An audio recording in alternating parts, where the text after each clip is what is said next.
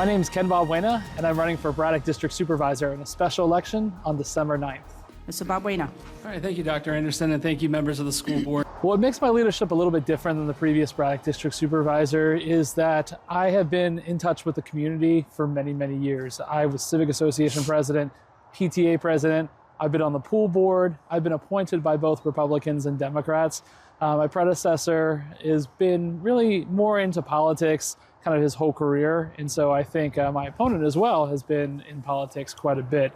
So I'm different because I'm a normal person and I represent the community as best I can. That's one of my priorities, is putting people before politics. There's a lot of different committees that I'd love to be able to serve on, one of them being the budget, because I think fiscal responsibility is a huge issue within Fairfax County. You're hearing a lot of residents, unfortunately, are saying that they can't afford to live here anymore. And I think a large part of that is we have not done a financial review of our budget, the 390 line items that are in it since 2016.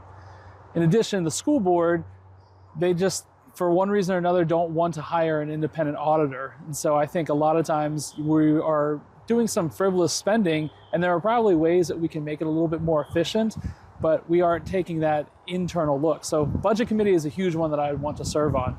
I'm also very big on any kind of committee that focuses on residents and just really trying to do as best we can. Thank you, Mr. Thank you for, continuing my appointment. So I'm very proud to be representing the Braddock District. There's a big program that's called a neighborhood college that not my predecessor, but a couple predecessors before had started. And it really helps to get people knowledgeable about county services and gets them to be able to understand how the county operates and works so they can become leaders and perhaps one day run for Braddock District Supervisor. I graduated from that program in like 2015 is when I graduated from that.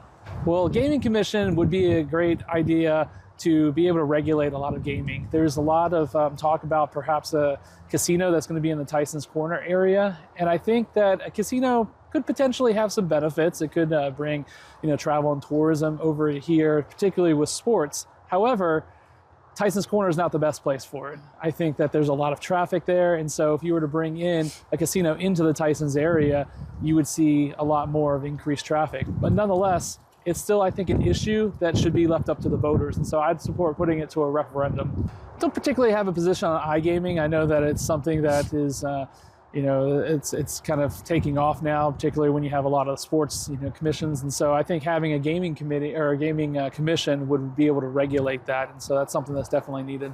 So to be able to have a little bit more housing and to alleviate the property taxes and make Fairfax County a little bit more affordable, that's what my top priority is. My top priority is addressing the commercial vacancy rate to alleviate the overburden on residential taxpayers. Right now, you'll see that the tax rate has actually gone up to 18.1% of empty commercial spaces. And when you see that the value of that land is going down, you're losing revenue. And so the only way that the county sees that you can make up the revenue is to pass it on to the residential taxpayers. And so my focus is going to be identifying all these commercial properties that would be prime for redevelopment, turn them into mixed-use properties, so that way you can increase just the housing stock that's here. You can perhaps have some affordable housing units that will help the county achieve its goal of 10,000 units by the year 2034. But more importantly, you're going to be able to grow the residential tax base without overburdening the current taxpayer. And we want to make Fairfax County a place where you can not only live, work, and play, but also stay. And that's something, unfortunately, that is what I'm hearing from the voters a lot, that they can't afford to live here.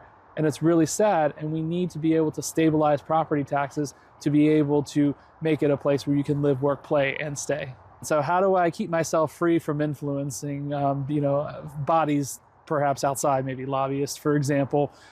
So for me, I am always running to represent the needs of the people.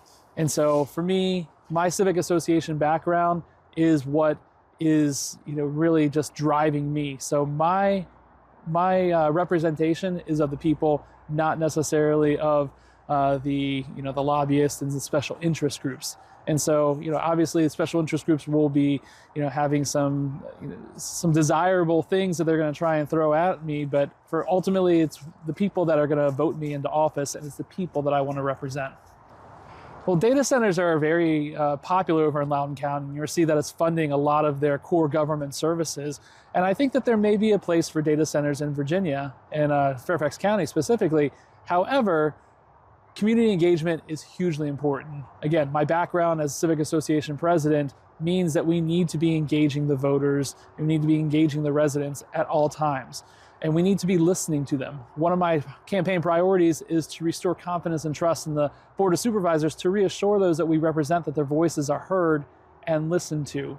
And so oftentimes the current Board of Supervisors, they will essentially hold public hearings, they'll go through the motions, and they will have residents tell them what their desires are. Please don't put this building up here because it's too tall.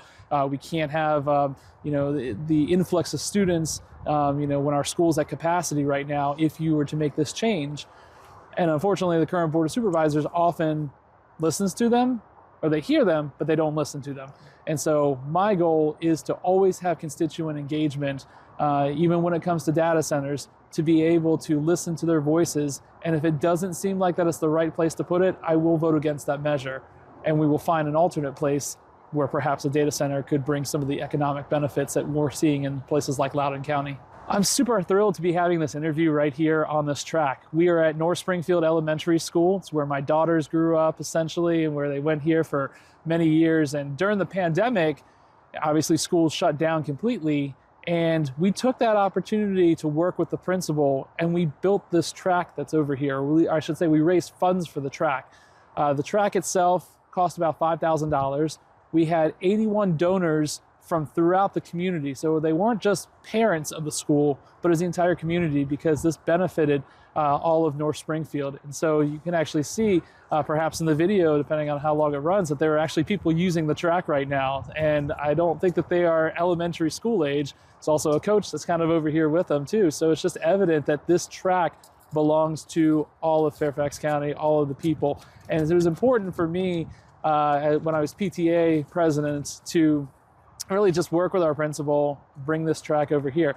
This field is used for field day often, and it usually gets very muddy when it rains. And so this track was a great alternative to be able to provide a usable field. And they use it even to this day. The school uses it for a top 10 race, where they have the top 10 runners in the mile, and they're then using this as a race. And it's a big field day. It's a big, important annual event that they have. So super thrilled to be here. My message for voters is that they should come vote for me, because we have had years and years of imbalance on the Board of Supervisors. There's currently a one-party rule, and right now they vote very much in lockstep. And you're seeing that affordability is a huge issue. And when you see that there's the same types of policies, people should vote for me, because I come from the community.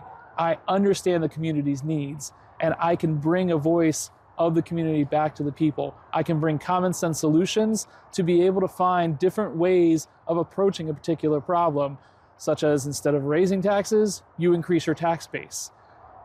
When I was Civic Association president, every year in May, I would summarize all of our accomplishments for that year.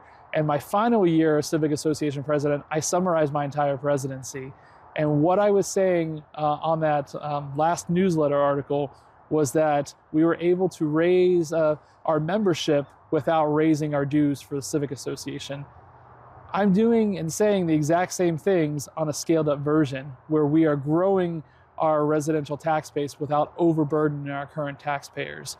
I've been able to prove that my solutions can work at a community level, and now I can scale it up to a county-wide level. And that is why the voters should vote for me. I'm an experienced community leader that can represent their needs, and I can help to improve Fairfax County, to bring common sense back to the Board of Supervisors.